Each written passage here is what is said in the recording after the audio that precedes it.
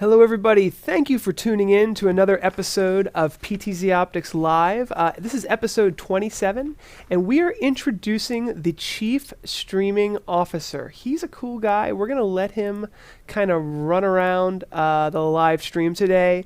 I'm going to let him advance our slides, which maybe I shouldn't let him do that, but I'm gonna see how he does.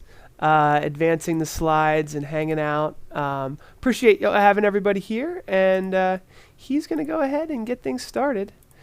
He is the Chief Streaming Officer. And who is the Chief Streaming Officer? Well, he's the response to these Henry Ford days, and I think he's going to... Yeah, you are advancing the slides too quickly, Mr. Chief Streaming Officer. Can you slow down? So I'm going to slow him down. He's way too fast. I'm just going to pause him. Can we put him right there? No, he's in the way. All right, we're going to have to hide him. So the Chief Streaming Officer is someone who takes responsibility for the live streaming and on-demand video content creation for an organization. And why are they doing that? Because, my friend Tom Sinclair, I know we've talked about this, it's the Henry Ford days of live streaming, and it's really an exciting time. Everyone's kind of figuring out what they're going to do, and, but we don't have, the first Model T. A lot of us are using what I would consider a Ferrari, the combination of compression algorithms and everything that Silicon Valley has brought to the table, free live streaming, free recording, social media to connect all the dots. Everything is really falling into our laps. And who knows where we're headed? Self-driving cars, airplane cars, who knows? Why don't we start by talking about a little history? So let's start with Henry Ford. He was born in 1863, and he built his first gasoline-powered horse carriage, which he called a quadricycle, in the shed behind his home. And in 1903, he established the Ford Motor Company, and 5 years later, he rolled out the Model T. So kind of puts this in perspective here. Cars are starting to come out in the early 1900s. In the early 1920s, a gentleman named George Squier was granted patents for the first system of transmitting and distributing, video and audio signals. And of course, video was very new there. It was probably some type of distribution signal over electrical lines that was the basis for what is now called Muzak, which is a modern technology for live streaming continuous music. What happened was in the early and mid 20th century, everyone wanted to do some type of live broadcasting situation that was on computers. Obviously, the broadcast television industry was taking advantage of that, and when television was first starting, but it never really made it to computers until the early 1990s was when a lot of the technical issues with streaming and bandwidth and processing power were finally starting to be overcome. The first ever live stream soundtrack on the internet was done by Word Magazine in 1995. And that was actually the same year that Microsoft developed a media player known as Active Movie, which was eventually preceded by Windows Media Player that was launched in 1999. And that today is still a great live streaming platform for doing internal live streams and listening to radio through the internet and all of that. Apple introduced QuickTime in 1999, and then in 2002 there was finally a single unified streaming format with wide adoption. It was called Adobe Flash, which is finally getting phased out today. Here we are, fast forward 2014, YouTube live streaming became free, and before even YouTube Live there were other technologies like Ustream and others that were pioneering in the market. But now here we are, fast forward to 2016, Facebook now has free live streaming. It's the largest social media platform in the world with 1.9 billion users. 90% of them use it every day. So the video on demand market today is roughly valued at 25 billion, and that's 2016. It's expected to grow to 61 billion by 2020. It's going to basically triple its size in 5 years. That is crazy. What is going to happen? Well, there's going to be the need for a chief streaming officer. I can tell you that. So let's first start off with the value. So I have some really basic value add scenarios of why you would want this. Number one is if you can create a video that gets 7,500 views a day, that's the equivalent to 46 hyper-efficient salespeople working for you, calling 8 hours a day without break. Okay, this is a statistic from Salesforce.com, an authority on, Salesforce productivity and measuring that kind of thing. So a video, if you can create one viral video, now 7,500 views a day is a lot. What if you only got 750 views a day? Well, that's still 4.6 salespeople that you're not paying. YouTube is free. You could even spend some advertising to augment the startup of a viral campaign. So the potential to reach thousands and thousands of people is totally there. The other really main driving force, in my opinion, sorry if this is a little small, but by 2020, customers will manage 85% of their interactions with the enterprise without interacting with a human.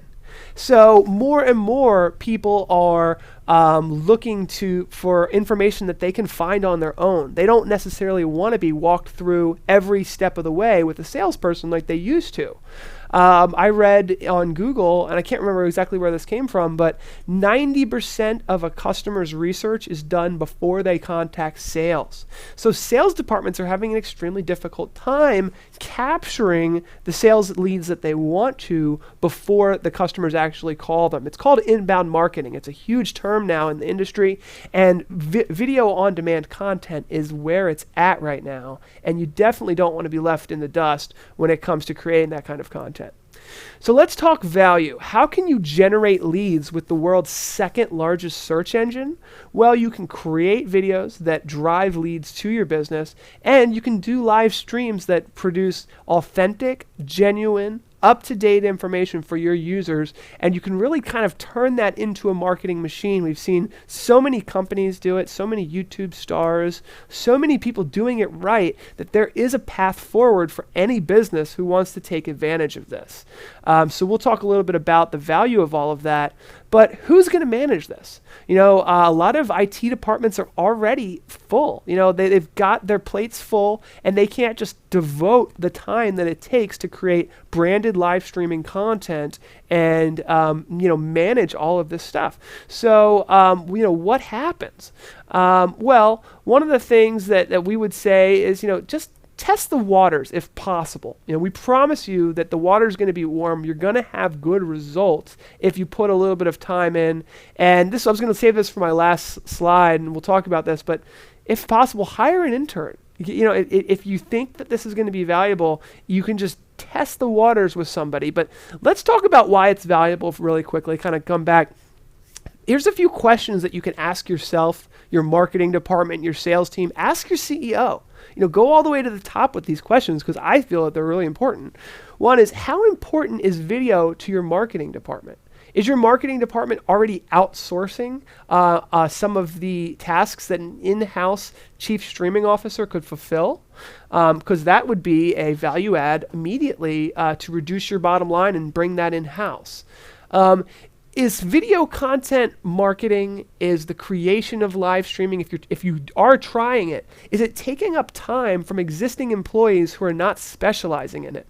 So what I mean by that is, do you have somebody who was hired for something else who's now trying to do live streaming and video content creation and marketing and is therefore not doing the best job possible, and it's actually taking away for the original reason why you hired them? So think about that as well. Is there time savings by hiring this person? And of course, specialization always increases the throughput that you're going to get from a person. Another question to ask yourself is, how often does your company use video production? How often do you outsource someone to create videos for you, to live stream a public announcement, to live stream a corporate event? Are you already outsourcing something that a in-house person could take advantage of? So that they could actually, augment, so that we're going to, at the end of this video, we're going to have a return on investment look. And these are going to be the questions that we're going to calculate to see if it's worthwhile for you.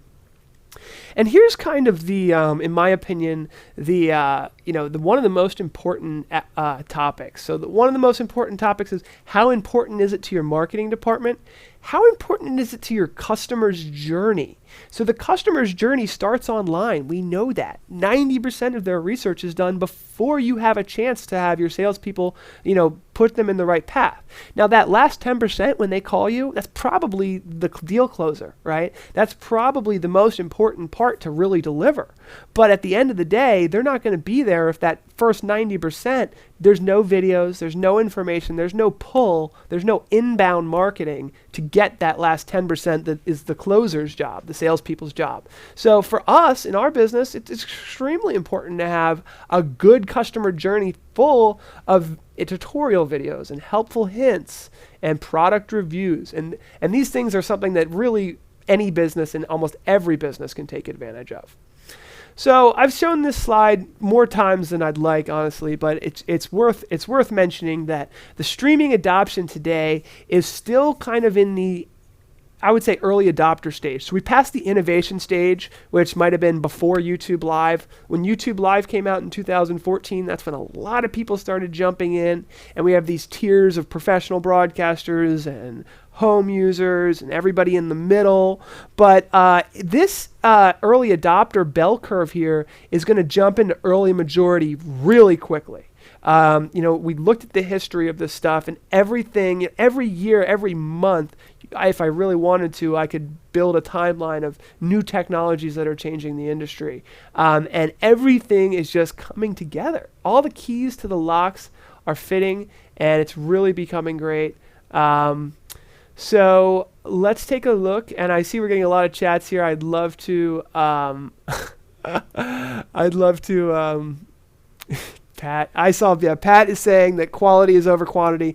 Well, I don't know, Pat, should you be in here? You're supposed to be my co-host, and you're not here. We're going to talk about calculating ROI, the average cost per lead generated. So how many leads can a chief streaming officer generate for your marketing department, for your sales team? And I did some research on this, and it was interesting how much businesses on average are paying for leads. A B2C customer, that's a business to consumer customer, pays about $19 for a lead. Imagine if you're just selling shampoo that costs $5 and you paid $19 for a lead. You better hope they're going to buy 20 more bottles. In the B2B industry, it's even more. On average, a B2B customer company actually costs $43 per lead. Now, if you're selling something that's $5,000, it's probably peanuts, and that's why that number is so high, because it's a competitive space. But on average, imagine if a chief streaming officer could deliver you hundreds of leads. That will obviously pay for itself, and the question is something that you really won't know until you try. So again, so important. Let's test these waters, guys. Let's hire an intern. Let's see what we can do. How far do we want to take this? But we all know leads are expensive, and we all know that video content creation is a great way to get leads. So if you're already paying a lot for leads, you got to stay on top of the lead generation. Now, the next thing we'll look at, so we looked at the average cost of sales leads, and we're going to do some demonstrations of the calculator that has been created for this, but also events. We mentioned that. How many events per year are you hosting that you could now no longer have to pay for because you have a chief streaming officer with a computer and a camera and a microphone and the things they need to produce a high quality live stream? How many more events can you do, and how much benefit do you get from those events? Do you have a budget that only allows you to do one or two events because you're paying so much for those events, and now they are less expensive, so you can do more? So there's a lot of thinking to go into this, and I can't do it for everyone, but let's take all of that. And we have maybe a few more things. One of the other things that isn't mentioned here, it's in our calculator, is the time that some employees may be saving doing the job that's not really dedicated to them. But you take all of that and then times it by the importance that your marketing department gives it. Is your marketing department already have this under wraps? Then maybe it's not important at all. Maybe they times it by 0 and they're just like, we don't need it. But talk to your marketing department, because live streaming is hot right now. And I guarantee your marketing department's going to say, yes, this will help us. And it will increase what we're doing by 20, 30, 40% potentially. Take those savings and multiply them. So we're going to look at that in a moment here. And what we have is we have a free guide. So you can actually download the free guide. Thanks for saving yourself, Pat, there. For Who is the Chief Streaming Officer free guide. And what it goes through is the job description. So we go over what this job description is. We talk about the skills and the prerequisites for a person to take on this job, and the roles and responsibilities. Who do they work with? You know, I think that chief streaming officers should start with the CEO and understand an overarching, plan for what these live streams and video content's going to be. They should work with the CTO, the chief technology officer, to build a budget for, the products that they might need to create a high quality live stream. They're probably going to have to talk to the facilities manager to, figure out a room and a space that they can have the proper lighting and maybe a green screen in. They're going to talk to the chief marketing department to get the brand colors, the assets that they need, and build this specialized, it really is a specialized group of video assets to build a live stream, as you can see here, with lower thirds, slides, of everything that you need to do this stuff. So the takeaway is, and we're going to look at our calculator in a second here, is test the water. If you're not live streaming, try it. It's free on YouTube. If you use Facebook and you've got a great Facebook following, try it on Facebook. And if you don't think, you're not sure if you can dedicate a full-time employee that you already have, hire an intern. Consider the opportunity cost of doing nothing and say, you know what, I think I can hire an intern. Somebody young might be more apt to learn this new technology anyway. So what I wanted to do, and I think this is going to look a little funny, so what I want to do is take my chief streaming officer, and, okay, so this does look a little funny, but hopefully it works out. So basically we have a calculator here. And what we can do in this calculator is and this is available, by the way, on roi.chiefstreamingofficer.com. And what it allows us to do is calculate the value that we could get from a chief streaming officer. So let's say, for example, that let's just say that the average value per lead for our business, let's say we're a small business, so $43 per lead is ideal. Actually, you know what? For whatever reason, let's see. Vmix is not allowing me to enter that information in there, so we'll let it go. But basically, you can go to roi.chiefstreamingofficer.com and learn how to use this technology, which I think is just so important to figure out is it worthwhile. And let's go ahead and take some questions. I'm a little bit out of the screen here. I guess we'll go back to this view.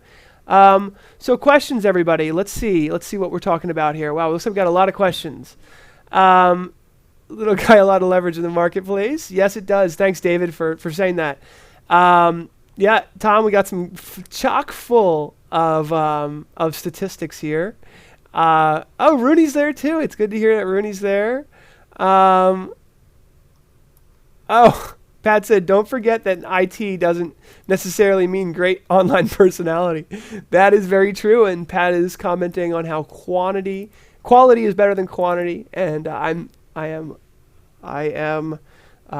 victim to that from time to time. It's true, but you're right, Pat. And how many IT guys out there do you know that would want to double as an online personality?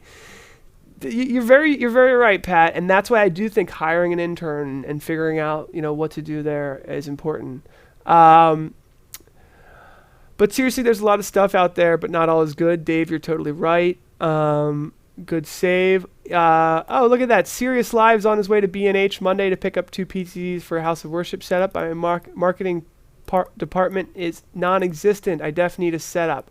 Well, don't worry, we will definitely help you. We've got plenty of good videos out there. In fact, Tom Sinclair, who's here from Eastern Shore Broadcasting, is a great resource as well. Yes, depending, Sirius Live, what software are you using for live streaming? Because pretty much all of them out there now support RTMP live streaming. So you should be able to stream right off the network directly to vMix or Wirecast, even a TriCaster, which to do NDI would require the Connect Pro app. The cameras are not NDI compatible, but they will work with the NDI Connect Pro app.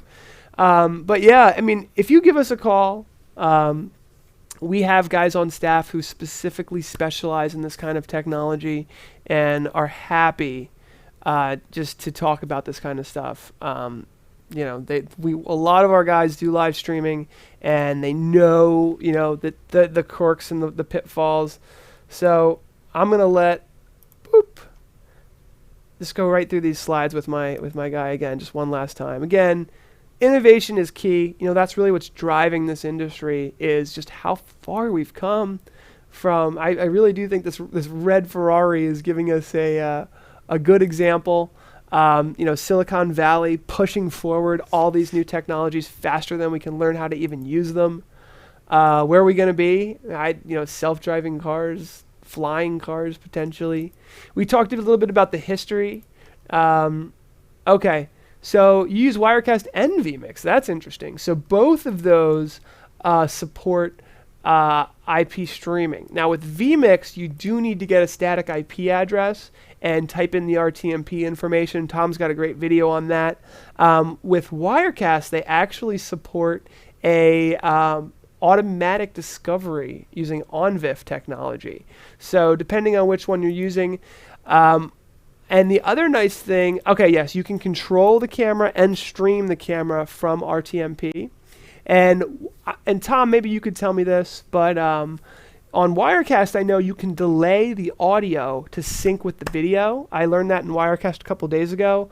I'm guessing you can do that with vMix as well, but sometimes when you're using an IP stream, there can be a little bit of delay. Just a little bit of delay, and it's nice if you can do if you can match the audio and video. I mean, it's necessary to do that, really. So that's our show, guys. Looks like we went a little over. Thank you all for being part of this. We have got to wrap it up, but I will stay in the chat room and listen to everybody and talk. Thanks, everybody, for joining. Have a nice day.